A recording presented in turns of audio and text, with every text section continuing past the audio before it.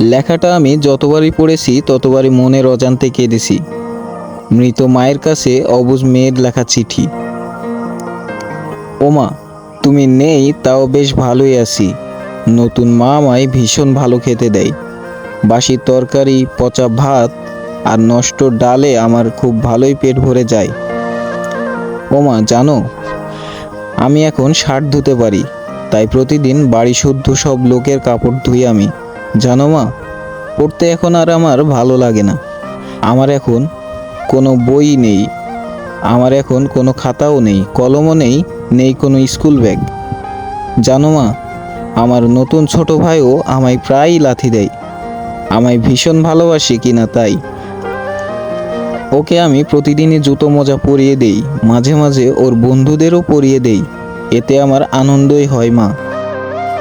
তোমার দেয়া খাট বিছানায় এখন ভাই শোয়ে, ওর খুব পছন্দের ওইটা। আমার কথা ভাবছো?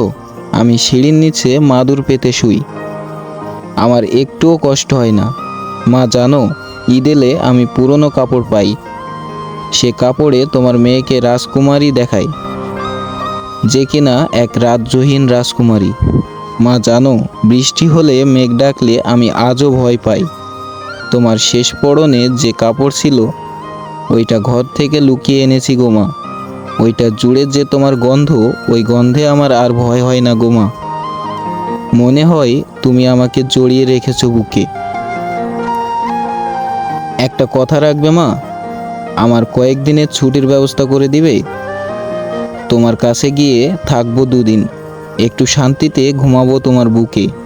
আজও ভালোবাসি তোমাকে মা। সবশেষে একটি কথাই বলতে চাই, বাবাদের উচিত আড়াল থেকে মা হারানো এতিম সন্তানের পাশে গোপনে ও প্রকাশ্যে খবর নেয়া, একটু কাছে নেয়া।